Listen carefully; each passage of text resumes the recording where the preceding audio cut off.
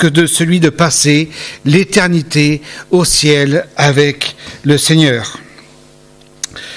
Je peux dire, par exemple, moi, merci à mes parents qui nous lisaient la Bible le soir et qui m'a ainsi permis de m'approcher de Jésus et d'être sauvé par lui et de pouvoir transmettre à mon tour ce salut à mon fils. Et puis, je pourrais dire que mon père et ma mère pouvaient dire merci à la personne qui les ont invités, à écouter Billy Graham dans les années 52, et à recevoir ainsi Dieu dans leur vie, et de recevoir la vie éternelle. Et puis, je pense que Billy Graham pouvait dire pareil, merci à la personne qui l'avait conduit. Enfin, je connais pas son histoire, mais on peut, comme cela, dire merci à tous ces témoins fidèles qui ont parlé de Jésus autour d'eux, et ainsi, on pourrait remonter à l'apôtre Paul, qui était donc l'apôtre des païens. Pensez à votre histoire. Par quel miracle vous êtes-vous retrouvés dans le royaume de Dieu ? Je pense que pour beaucoup d'entre nous, ce salut a tenu à ce qu'une personne a pris la décision d'aller vers vous, de vous tendre la main, une main amicale, de décider de s'intéresser à vous et de vous parler de Jésus. Quelqu'un a investi du temps nécessaire pour s'inquiéter de votre destinée éternelle. Quelqu'un qui vous a donné un tract ou un livre ou tout autre moyen vous a fait comprendre l'intérêt de comprendre l'amour de Dieu et d'être libéré enfin du péché. Quelqu'un vous a fait connaître Jésus ou vous a poussé à découvrir Jésus en lisant la Bible et vous avez découvert que quand Jésus montrait le chemin de la foi, il leur disait sans complexe que la vie qu'il offrait était la meilleure qu'un être humain puisse avoir le privilège de connaître. Dans l'évangile de Matthieu, il compare donc cela à un trésor, à une perle de grand prix, qui valait qu'on sacrifie tout pour l'acquérir. Est-ce que nous sommes prêts à partager et à annoncer que nous avons trouvé ce trésor ? Allons-nous garder pour nous ce salut sans se préoccuper de la destinée éternelle de nos prochains ? Ou est-ce que nous allons imiter Paul ? Il nous dit « Soyez mes imitateurs ». Et est-ce que nous allons avoir la même priorité que Paul dans notre vie ? Paul avait le souci de la propagation de l'Évangile, le souci d'annoncer ce pardon des péchés, cette vie nouvelle avec Christ et cette réconciliation avec Dieu. Je vous propose donc de lire dans la lettre aux Philippiens, au chapitre 1er, les versets 12 à 21. Lettre aux Philippiens, chapitre 1, verset 12 jusqu'au verset 21. Je tiens à ce que vous le sachiez, frères, ce qui m'est arrivé a plutôt servi la cause de l'Évangile. En effet, toute la garde prétorienne et tous les autres savent que c'est parce que je sers le Christ que je suis en prison. De plus, mon emprisonnement a encouragé la plupart des frères à faire confiance au Seigneur et ainsi redouble-t-il d'audace pour annoncer sans crainte la parole de Dieu. Quelques-uns, il est vrai, sont poussés par la jalousie et par un esprit de rivalité, mais d'autres annoncent Christ dans un bon esprit. Ces derniers agissent par amour, ils savent que je suis ici pour défendre l'Évangile. Quant aux premiers, ils annoncent Christ dans un esprit de rivalité, avec des motifs qui ne sont pas innocents. Ils veulent rendre ma captivité encore plus pénible. Qu'importe après tout, de toute façon, que ce soit avec des arrière-pensées ou en toute sincérité, le Christ est annoncé et je m'en réjouis. Mieux encore, je continuerai à m'en réjouir. Car je suis certain que toutes ces épreuves aboutiront à mon salut grâce à vos prières pour moi et à l'assistance de l'Esprit de Jésus-Christ. Car ce que j'entends et que j'espère de toutes mes forces, c'est de n'avoir à rougir de rien, mais au contraire, maintenant comme toujours, de manifester en ma personne, avec une pleine assurance, la grandeur du Christ, soit par ma vie, soit par ma mort. Pour moi, en effet, la vie, c'est le Christ et la mort est un gain. Mais si je continue à vivre dans ce monde, alors je pourrai encore porter du fruit par mon activité. Je ne sais donc pas que choisir. Voilà. Donc nous allons nous arrêter surtout sur le verset 12, les progrès de l'évangile, le verset 14, les frères ont plus d'assurance pour annoncer sans crainte la parole de Dieu, et le verset 18, Christ est annoncé et je m'en réjouis.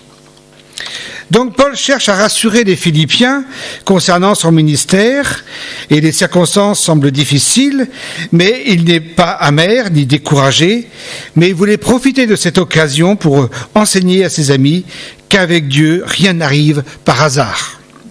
Et dans les coulisses, c'est Dieu qui dirige tous les événements.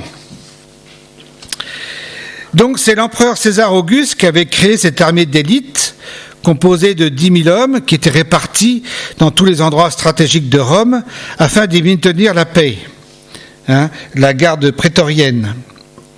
Et environ 800 d'entre eux assuraient la sécurité rapprochée de l'empereur et de sa famille. Et en fait, ce sont ces légionnaires-là qui se relayaient pour surveiller l'apôtre. Paul n'était pas enfermé dans une bastille, mais il vivait dans une maison qu'il louait, on le sait par Acte 28, versets 16 et 30, mais il était enchaîné à un soldat romain 24 heures sur 24. Il ne bénéficiait donc d'aucune intimité quand il mangeait, dormait, écrivait, parlait, enseignait ou recevait de la visite, et cet emprisonnement-là a duré 2 ans. Envisagé comme ça pouvait paraître aux yeux de l'extérieur comme une vraie galère. Mais vu sous un autre angle, ce sont les légionnaires qui étaient enchaînés à Paul, qui étaient peut-être dans une galère parce qu'il fallait qu'ils écoutent Paul parler de sa vie avec le Christ, à toutes ses visites, et en même temps Paul leur témoignait. Les gardes étaient relevés toutes les 6 heures, donc ils passaient du temps avec Paul. Ces soldats savaient bien que l'apôtre Paul était dans une situation à cause de fausses accusations et qu'il avait fait le choix périlleux d'en appeler à la justice impériale. Donc les paroles et le comportement de Paul n'ont pas pu manquer d'avoir un profond impact sur ces soldats. On peut facilement imaginer que pour certains d'entre eux, ils n'étaient pas très contents d'écouter Paul parce que Dieu, ça ne les intéressait pas. Mais par contre, pour d'autres, ils avaient trouvé de l'intérêt à écouter Paul et ce changement de vie et comment il vivait. Ainsi, un grand nombre eurent l'occasion d'entendre l'Évangile, et ainsi, de leur côté, ils répandaient partout dans la ville, jusque dans le palais de l'empereur, ce que Paul leur avait enseigné donc sur Jésus et le royaume de Dieu. Et on voit ça en Philippiens au chapitre 4, verset 22. Paul, même en prison, garde la priorité de tout disciple de Christ. C'est que Christ soit annoncé, et donc il a matière à se réjouir. En Acte 28, justement, on a cette précision. Paul resta 2 années entières dans le logement qu'il avait loué. Il y recevait tous ceux qui venaient le voir. Donc il faut penser qu'il est toujours enchaîné, un soldat. Il proclamait le règne de Dieu et enseignait avec une pleine assurance et sans aucun empêchement ce qui concerne le Seigneur Jésus-Christ. Même enchaîné, ça ne l'empêchait pas de parler. Il recevait quantité de visites et nous pouvons penser que comme Rome était la capitale, au centre de l'Empire, que beaucoup repartaient dans leur pays d'origine, décidés eux aussi à prêcher Christ. Il faut savoir aussi que l'emprisonnement de Paul avait fait le tour de Rome et donc beaucoup voulaient connaître son enseignement. Donc, qu'est-ce qui était aussi le moteur de ce progrès et de ce souci de Paul de propager l'Évangile ? Eh bien, ça nous renvoie aux paroles de Jésus, de l'épître de l'Évangile de Jean, qu'on a étudié le trimestre dernier, les versets 18 et 20, qui nous dit, c'est Jésus qui parle, « Comme tu m'as envoyé dans le monde », donc il parle à son Père, c'est sa prière, moi, je les ai envoyés aussi dans le monde. Et ce n'est pas pour eux seulement que je prie, mais c'est aussi pour ceux qui croiront en moi grâce à leur témoignage. Un peu plus loin, après la résurrection, Jésus leur dit « La paix soit avec vous, comme le Père m'a envoyé, moi aussi je vous envoie. » Et puis, on connaît les dernières paroles de Jésus en Matthieu 28, verset 19. Jésus leur donne leur mission « Allez, faites de toutes les nations des disciples. » Allez.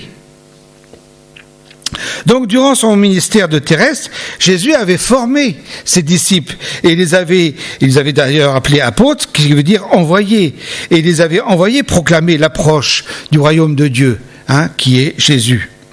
Puis, à la fin de son ministère, Jésus envoie les disciples revêtus de la puissance du Saint-Esprit comme témoins dans le monde entier. Nous voyons la naissance de l'Église, et puis en Actes, où il est dit, au verset 8, « Mais le Saint-Esprit descendra sur vous, vous recevrez sa puissance, et vous serez mes témoins à Jérusalem, dans toute la Judée et la Samarie, jusqu'au bout du monde. » Et c'est ce que nous voyons aujourd'hui. À peu près partout, tous les pays, on entend parler de Jésus. Et puis on voit dans la suite des actes, cette progression, en acte 8, Saul avait donné son approbation à l'exécution d'Étienne, et à partir de ce jour-là, une violente persécution se déchaîna contre l'église de Jérusalem. Tous les croyants se dispersèrent à travers la Judée et la Samarie, à l'exception des apôtres. Et un peu plus loin, on lit, les croyants qui s'étaient dispersés parcouraient le pays en proclamant le message de la bonne nouvelle de Jésus-Christ.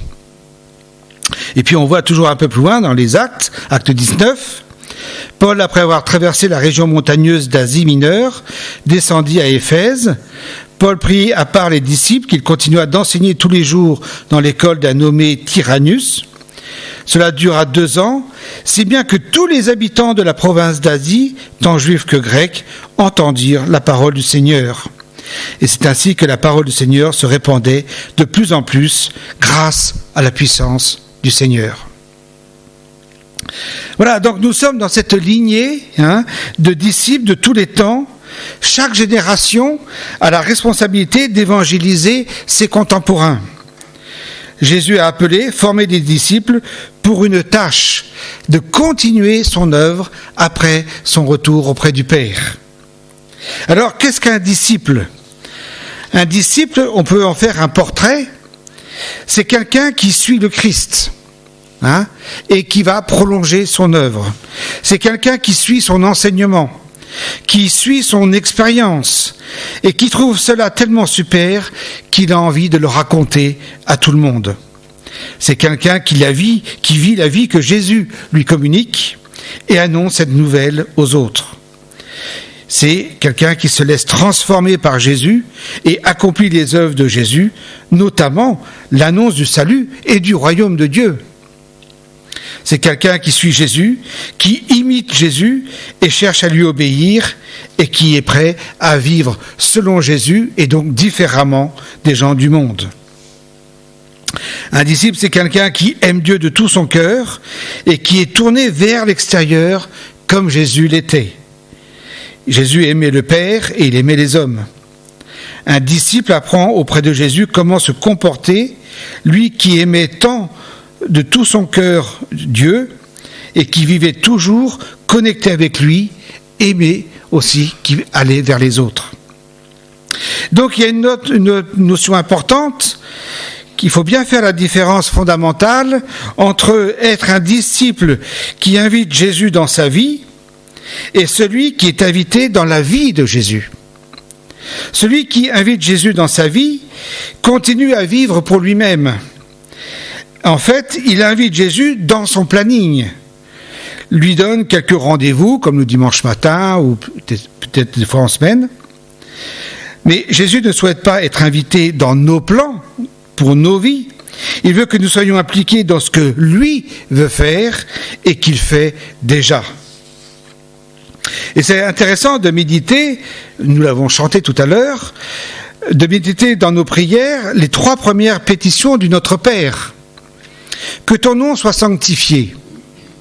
Sanctifier le nom de Dieu, c'est reconnaître ce qu'il est et lui rendre gloire et honneur, reconnaître qui est Dieu et donc demander que son nom soit sanctifié, c'est exprimer aussi notre attitude de serviteur, de porteur de son nom et responsable d'y faire honneur par notre conduite et par notre témoignage. Que ton règne vienne. Quelle est la préoccupation de Dieu ? Quel est son projet ? Quelle est son œuvre ? Que désire-t-il pour que son règne grandisse en puissance ? Jésus nous dit, En effet, Dieu a envoyé son Fils dans le monde, non pas pour condamner le monde, mais pour qu'il soit sauvé par lui. Celui qui met sa confiance en lui n'est pas condamné, mais celui qui n'a pas foi en lui est déjà condamné, car il n'a pas mis sa confiance en la personne du Fils unique de Dieu. Donc voilà. Et en Timothée, Paul nous dit « Car Dieu veut que tous les hommes soient sauvés et parviennent à la connaissance de la vérité. En effet, il y a un seul Dieu, et de même aussi, il y a un seul médiateur entre Dieu et les hommes, un homme, Jésus-Christ. Il a offert sa vie en rançon pour tous. Tel est le témoignage qui a été rendu au moment voulu. » Et puis, la troisième chose, que ta volonté soit faite sur la terre comme au ciel. Quelle est la volonté de Dieu ? Paul nous le dit aussi, il le disait à Timothée. Efforce-toi de te présenter devant Dieu en homme qui a fait ses preuves, en ouvrier qui n'a pas à rougir de son ouvrage, parce qu'il transmet correctement la parole de vérité. Donc ces trois pétitions doivent se faire déjà dans notre vie, être notre projet de vie dans notre vie quotidienne. Parce que c'est intéressant d'examiner aussi deux cultures d'église. Il y a le paroissien. Le paroissien, pour lui, l'église est l'endroit où il se rend le dimanche. Le paroissien se préoccupe d'être fidèle aux réunions. Et le paroissien s'attend au responsable pour faire le travail, parce que lui, il est spectateur, il est là pour recevoir. Et puis, il y a la deuxième vision, celle du disciple, selon l'Écriture. Pour lui, l'Église est une communauté dans laquelle il vit, il participe, il est l'Église avec les autres. Il s'implique. Le disciple comprend que la vie chrétienne se transmet de génération en génération. En 2 Timothée 2, il est dit « L'enseignement que tu as reçu de moi et que de nombreux témoins ont confirmé, transmets-le à des personnes dignes de confiance qui seront capables à leur tour d'en instruire d'autres. » Et l'apôtre Pierre nous dit, en 1 Pierre 2, verset 9, « Mais vous êtes une race élue, un corps de rois prêtres, vous constituez une nation sainte, un peuple que Dieu s'est acquis en le libérant et à qui lui appartient. Aussi devez-vous proclamer bien haut les perfections et les œuvres merveilleuses de celui qui vous a appelé à passer des ténèbres à son admirable lumière. » Aussi devez-vous proclamer les perfections de Dieu. Donc, le disciple, il va être préoccupé de semer l'évangile, de multiplier les disciples au travers des relations qu'il vit au quotidien. Le disciple attend des responsables d'être formés dans son parcours spirituel, dans son évolution spirituelle, pour atteindre la maturité, comme nous le dit Paul. Et un des critères de maturité, c'est de se reproduire. Prenez l'exemple de la vie humaine, toute simple. L'enfant, il apprend, il évolue au niveau de ses capacités physiques et tout ça. Et quand il devient adulte, mature, il se marie et il se reproduit. Et puis, voilà. Et il va enseigner ses enfants, il va les aider à grandir. Et puis ces enfants-là, devenus adultes, vont se reproduire. Et la vie de disciple pour l'évangile, c'est la même chose. Il faut que chaque génération transmette comme ça l'évangile. Donc le disciple, sa priorité est de persévérer à entretenir cette relation dynamique et fervente avec Dieu, notre relation avec Dieu, et ainsi refléter Jésus dans sa vie, notamment dans ses qualités d'écoute, de compassion et d'attention des besoins des autres. Et ainsi transmettre la grâce, la bonté et la bienveillance de Dieu. Jésus est venu dans ce monde et il a changé le cours de la vie éternelle de ses disciples qui ont eux-mêmes changé le cours de la destinée des hommes qu'ils ont côtoyés, jusqu'à aujourd'hui où chacun peut remercier là où les personnes qui ont été fidèles à l'ordre de Jésus, allez, faites de toutes les nations des disciples. Remerciez ces personnes qui ont changé le cours de votre histoire.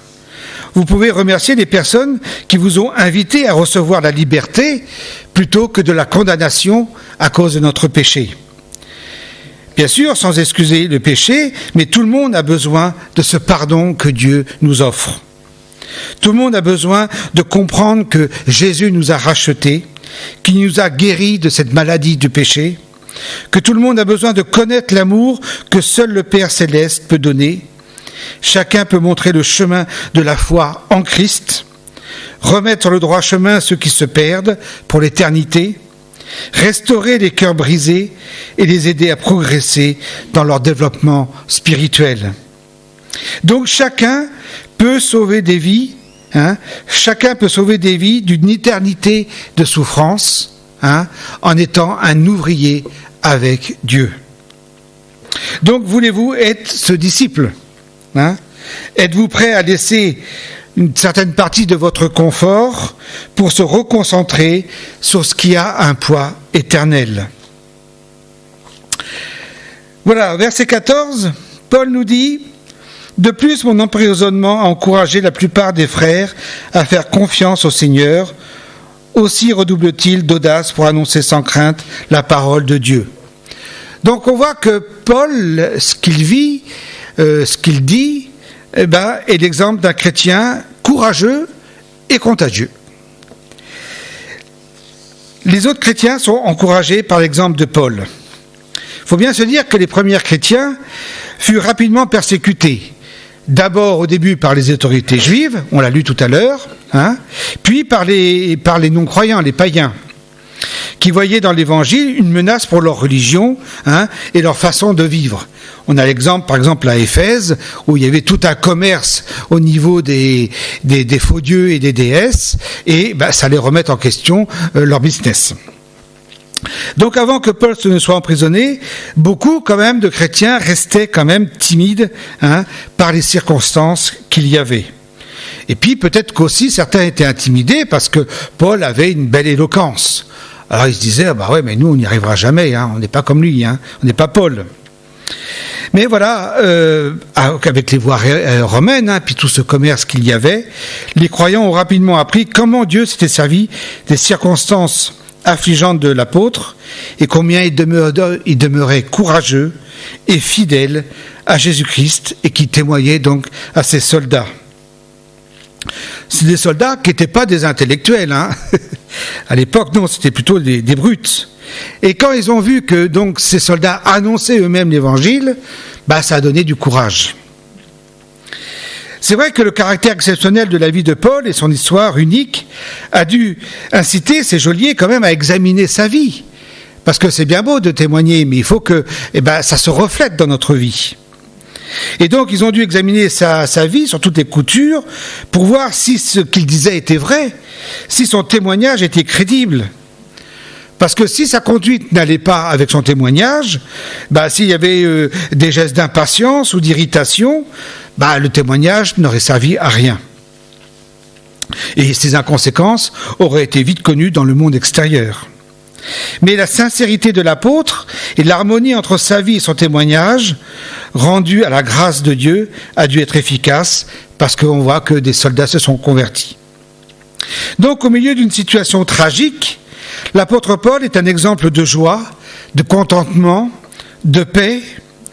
Il aurait pu être découragé, rempli d'amertume, d'irritation, mais non, son comportement dans ces circonstances est à la fois un enseignement et un encouragement.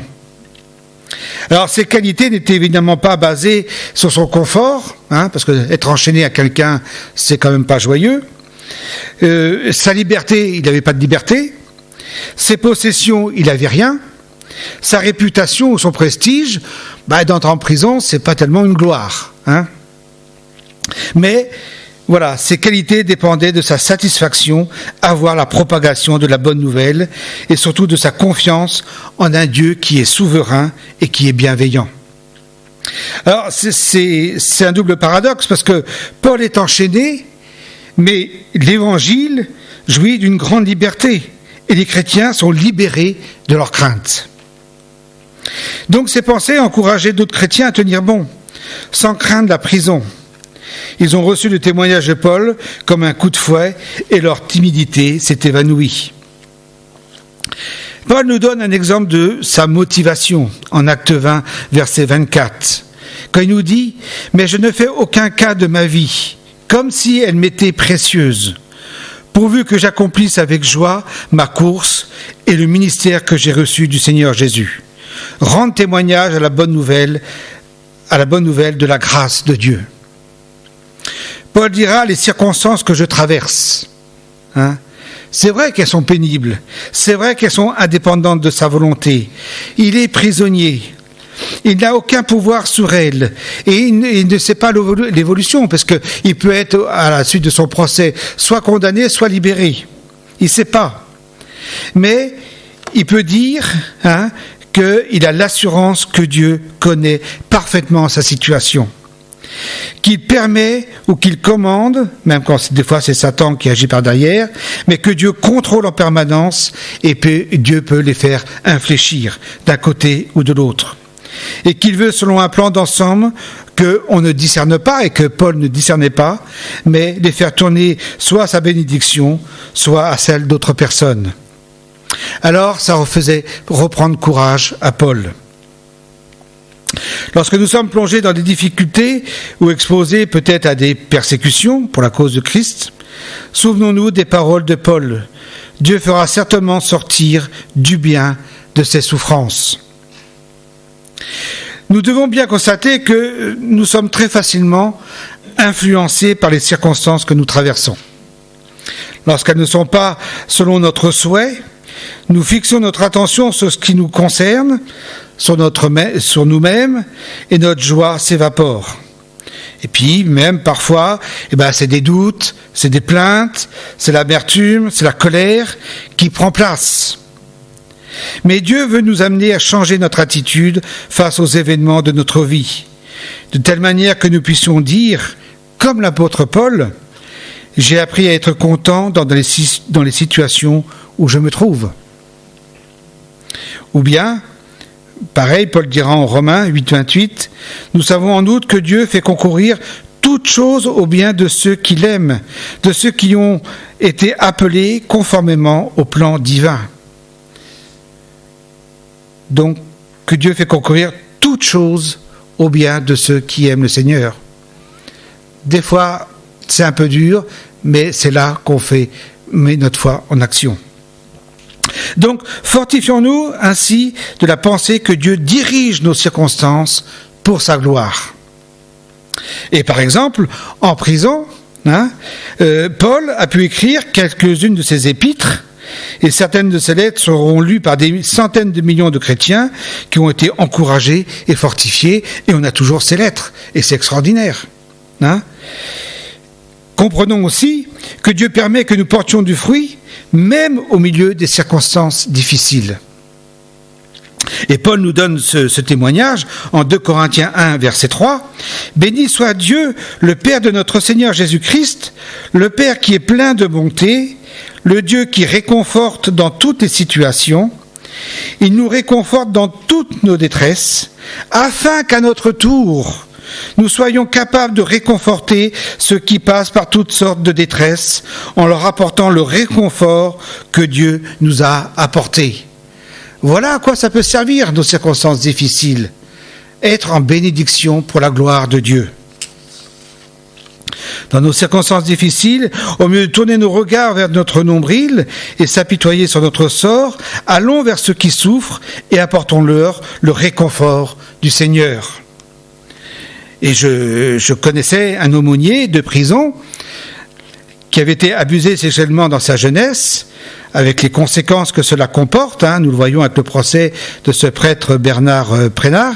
Cet aumônier, restauré par le Christ, avait ses meilleurs contacts dans le quartier des mœurs, en prison. Quartier des mœurs en prison, c'est les violeurs, les pédophiles et tout ça, Et il leur apportait la grâce et le pardon. Paul, dans sa conduite, par son témoignage, que nous pouvons lire en Acte 22, a eu un impact sur toute une génération, et même plus avec ses écrits et son exemple. Et nous, nous n'avons pas tous les capacités de Paul, mais nous avons des points en commun avec Paul. Chacun a fait une expérience avec Jésus, comme Paul. Chacun a vu sa destinée changer. Au lieu d'aller en enfer, on va au paradis. Chacun peut raconter un avant et un après dans son histoire lorsqu'il a rencontré le Seigneur et que Jésus a changé notre vie. Chacun a reçu l'appel, la capacité et la mission de partager l'Évangile avec son entourage. Chacun connaît sa Bible, en tout cas beaucoup plus que nos contemporains, qui ne connaissent que des oui-dire et souvent rien du tout. Dans ce monde qui sait tout, ou qui croit tout savoir, mais qui en fait ne connaissent rien du tout. Regardez les magazines comme Réponse à tout. Beaucoup de magazines, c'est des petits flashs comme ça, et les gens ils ont l'impression de connaître beaucoup de choses, mais ils connaissent rien du tout. Chaque disciple de Christ peut être un homme ou une femme de ressources. Être un simple fournisseur de ressources auprès de notre prochain, qui est en chemin dans la foi. Cela n'a rien à voir avec une case à cocher ou débiter un discours tout préparé ou une récitation des 4 lois spirituelles ou une prière d'un jour ou une espèce de contrat à signer. Non, c'est d'être simplement à côté de son prochain, être attentif à sa vie et par quelques questions lui fournir les ressources dont il a besoin pour progresser vers le Christ. Et nous avons des ressources. Nous avons des ressources. Les gens, ils aiment bien les histoires. Et nous avons une histoire convaincante, captivante à raconter. La nôtre. On peut aider aussi dans une explication spirituelle. Les gens lisent la Bible, puis des fois ils disent « je comprends pas très bien tout ». On peut leur apporter une explication. Ou leur dire « écoute, là je sais pas trop, mais je me renseigne et puis on se voit la prochaine fois et puis je t'expliquerai ».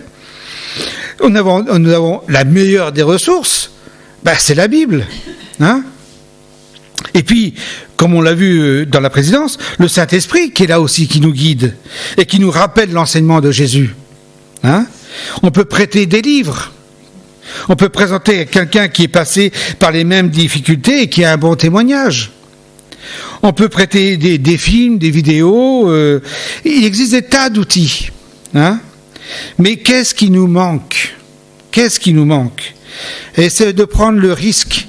C'est d'avoir le courage de provoquer la rencontre et d'aller vers l'autre. C'est d'être avec l'autre. S'intéresser à l'autre pour savoir quelles ressources lui apporter, s'il le désire bien sûr. Si les gens refusent, ils refusent.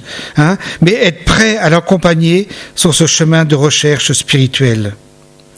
Avec cette parole d'Ésaïe qui nous dit « Voici, Dieu est ma délivrance. Je serai plein de confiance et je ne craindrai rien, car l'Éternel est ma force et le sujet de mes louanges. C'est lui qui m'a sauvé. » Et puis, troisième partie, donc les versets 18. Qu'importe après tout, de toute façon, que ce soit avec des arrière-pensées ou en toute sincérité, le Christ est annoncé et je m'en réjouis. Mieux encore, je continuerai à m'en réjouir. Il y avait donc à Rome des prédicateurs qui annonçaient l'Évangile par amour. Bien. Ils avaient du respect pour Paul, sachant qu'il était emprisonné à cause de son engagement au service de l'Évangile du Christ. Et puis, il y avait les autres qui prêchaient Christ par des faux motifs. Bon, on se demande comment leur prédication pouvait susciter une affliction à l'apôtre dans la position où il se trouvait déjà. Ça ne peut pas être pire que la prison. Donc, on a en fait à cette question bien des réponses. Et Calvin nous dit avec sagesse, les raisons nous en sont inconnues parce que les circonstances de ces temps ne nous sont pas parvenues jusqu'à nous. Sagesse. Donc, quels étaient ces hommes qui prêchaient Christ, qui le prêchaient pour des motifs si irrépréhensibles ? des personnes intéressées uniquement par leur avancement personnel ou cherchant impitoyablement à occuper la première place, quel que soit le coût. Les détracteurs de Paul profitaient de sa détention pour faire leur propre promotion. Dans leurs accusations, ils présentaient cet emprisonnement comme le signe d'un châtiment de Dieu à cause des péchés de l'apôtre. C'est vrai que de tous les prédicateurs de l'Évangile à Rome, Paul était le plus célèbre. C'est pourquoi d'autres sûrement furent jaloux de lui. Et donc ils saisissaient toutes les occasions pour le discréditer et pour se valoriser. Mais ils annonçaient Christ. Ils prêchaient le véritable évangile de Christ. Ils le faisaient avec des intentions ou des motivations qui n'étaient peut-être pas pures. Donc, à nous aussi de nous examiner et de voir comment nous prêchons Christ. Pourquoi travaillons-nous ? Est-ce que c'est pour nous valoriser ou pour que toute la gloire revienne à Christ ? Paul a tellement le désir que Christ soit prêché que quelles que soient les motivations des hommes, que leur zèle soit pour l'apparence ou sincère, du moment que c'est Christ qui est prêché, il s'en réjouit. Il ne veut pas sanctionner les hommes eux-mêmes si par n'importe quel moyen la connaissance de Christ est diffusée. Et il le dit, je m'en réjouis et je m'en réjouirai encore. La joie de Paul n'est pas affectée par les circonstances ni par les détracteurs. Il était heureux de voir que l'évangile était proclamé avec autorité. Peu importait à ses yeux qui en recevait le crédit.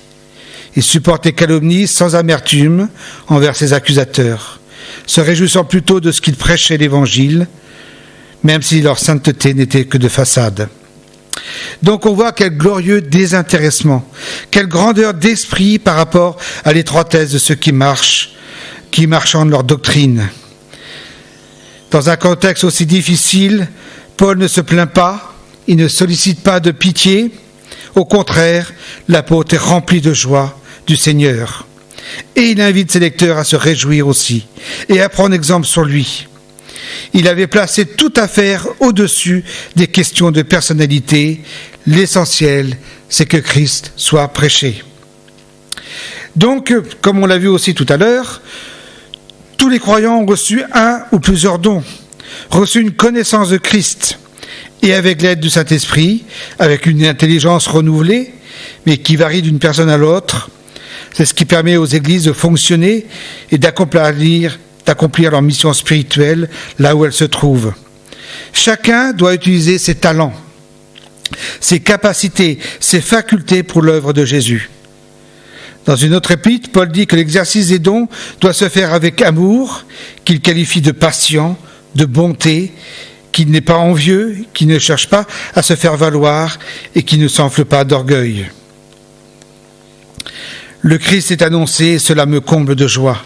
Je veux me continuer à m'en réjouir sans me laisser se troubler ma joie. Dieu a fait de nous ce que nous sommes. Il nous a donné un tempérament, des façons de réagir, une histoire personnelle et unique, des expériences particulières. Nous avons le devoir aussi maintenant de vivre avec Christ, de vivre les valeurs du royaume que Christ nous enseigne, les valeurs du Saint-Esprit.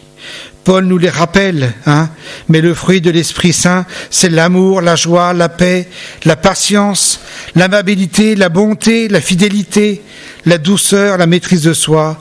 La loi ne condamne certes pas de telles choses. Or, ceux qui appartiennent à Jésus-Christ ont crucifié l'homme livré à lui-même avec ses passions et ses désirs. Et puisque le Saint-Esprit est la source de notre vie, laissons-le aussi diriger notre conduite.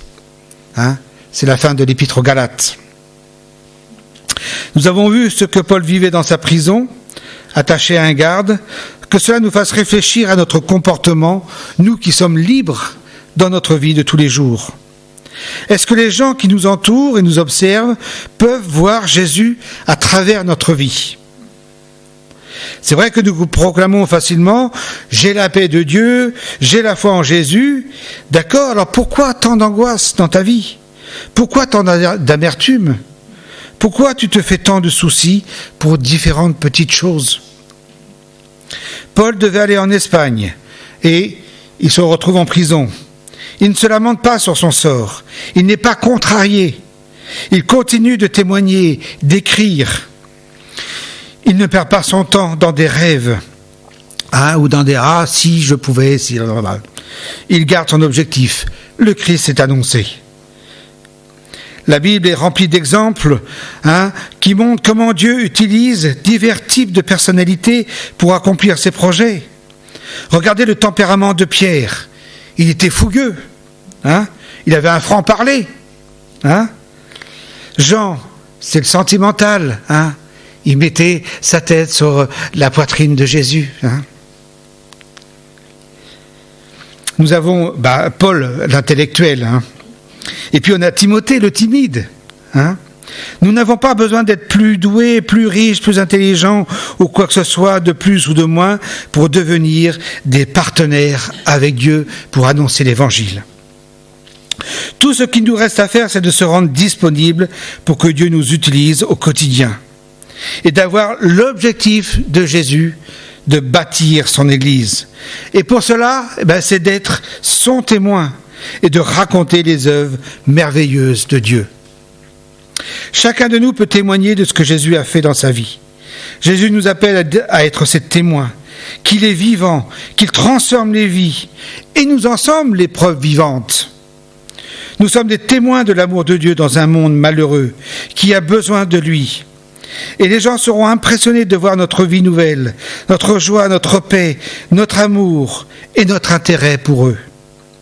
Ces qualités en nous, personne ne pourra les nier ni les remettre en question, mais pour ceux qui sont en recherche, cela suscitera des interrogations.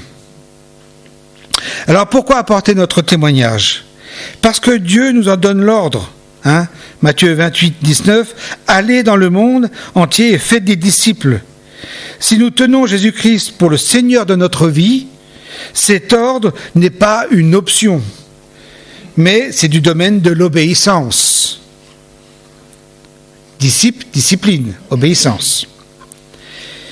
Deuxième point, nous avons à partager ce que nous avons reçu. Nous avons reçu un évangile qui est devenu la colonne vertébrale qui soutient notre vie, une lumière qui fonde notre espérance, une parole qui donne sens à nos relations. Nous avons le partagé. Nous partageons l'évangile parce que nous croyons que celui-ci transforme les vies, les relations, le monde en apportant les valeurs qui reflètent Dieu, sa bonté, sa bienveillance, sa compassion.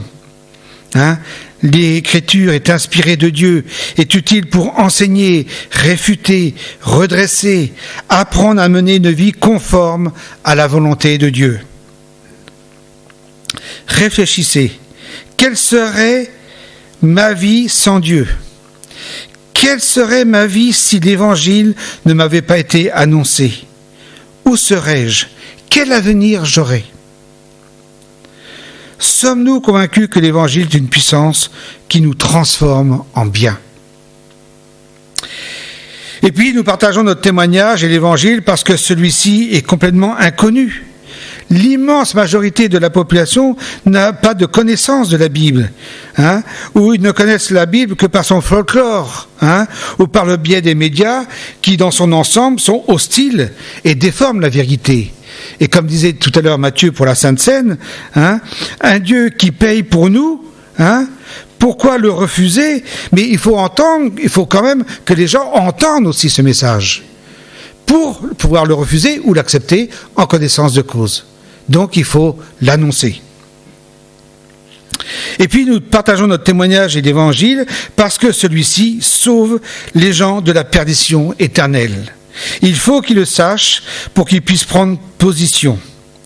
Paul dira « Car je suis fier de l'évangile. C'est la puissance de Dieu par laquelle il sauve tous ceux qui croient. » Et d'ailleurs, Paul pose la question, comment croiront-ils en lui s'ils ne l'ont pas entendu ? Et comment entendront-ils s'il n'y a personne pour leur annoncer ? Nous avons cette responsabilité-là. En partageant notre témoignage et l'évangile, nous annonçons la grâce de Dieu qui sauve et nous faisons notre devoir, nous justifions notre vie, nous assumons notre identité de fils et de filles de Dieu, réconciliés avec le Père, Nous accomplissons notre vocation et cela nous responsabilise car nous n'avons pas à déléguer cette tâche à d'autres. Nous partageons notre témoignage et l'Évangile parce que j'ai un intérêt pour Christ, pour les autres et pour l'Évangile. Mon centre d'intérêt est centré sur Jésus, mon Sauveur et Seigneur. On l'a chanté tout à l'heure. Alors en conclusion, allons-nous vivre la grande vision de Dieu qui est de se constituer un peuple de toute langue, de tout pays, de partout? Allons-nous être des ouvriers utiles avec Dieu pour son œuvre? Les plus grands moments de notre vie vont survenir lorsqu'on va coopérer avec Dieu. Lorsqu'il va nous donner la possibilité de parler à ceux qui se perdent et que Dieu veut attirer à lui, vers ceux qui sont enchaînés et que Dieu veut rendre libres. Collaborer avec Dieu est une aventure où il s'agit d'apporter le plus merveilleux cadeau qu'il soit, le don merveilleux de la grâce de Dieu, à des gens comme vous et moi qui ne le méritaient pas et qui s'y attendaient pas. Aujourd'hui, tout ce qui est autorité est remis en question. On voit les difficultés qu'il y a autour de nous. Vous voyez les difficultés des enseignants, des politiques, plus personne n'a autorité, c'est un peu presque l'anarchie. La perte de la foi dans notre société, la Bible n'est plus aussi notre autorité, et plus une autorité. Elle est noyée parmi toutes les autres types de différentes religions, parmi l'occultisme. On ne peut plus dire aux gens que la Bible dit que, parce que pour les gens, ça ne veut plus rien dire. Dans notre société de loisirs, de spectacles, si on fait des spectacles, les gens viendront voir nos spectacles. Mais voilà, ça ne va pas changer leur vie. Par contre, si vous vivez différemment des gens qui sont autour de vous, si vous vivez des valeurs qu'ils ne connaissent pas et qui sont celles de Jésus-Christ, si vous vivez pour faire plaisir à Dieu, pour lui être agréable, si vous vivez en rayonnant de la lumière et de la paix de Christ, et si vous vivez et que vous soyez prêts à témoigner, alors là, il y aura un impact. Pierre nous dit, 1 Pierre 3,15, « Mais honorez dans votre cœur le Christ comme votre Seigneur. Soyez toujours prêts à vous défendre face à tous ceux qui vous demandent de justifier l'espérance qui est en vous. Faites-le avec douceur et respect. Ayez une conscience pure. » Mais honorer ou sanctifier, selon les versions, dans votre cœur Christ Seigneur, c'est Christ qui doit régner en Seigneur, et non pas nous-mêmes.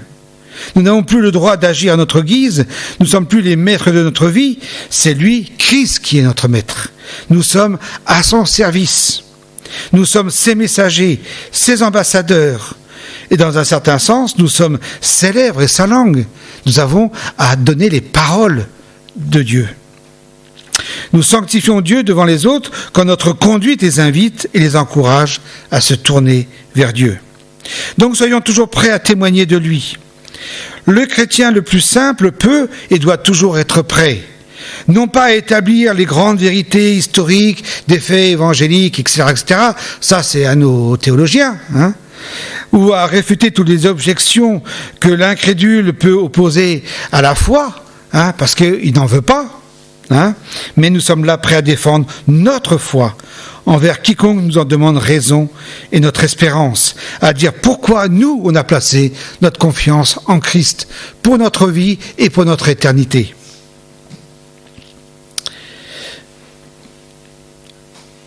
Voilà, nous devrions être prêts à raconter les merveilles de Dieu que Dieu a opérées pour nous. Pour cela, il suffit de connaître le Sauveur par sa parole et d'avoir éprouvé dans son cœur la puissance régénératrice de sa grâce.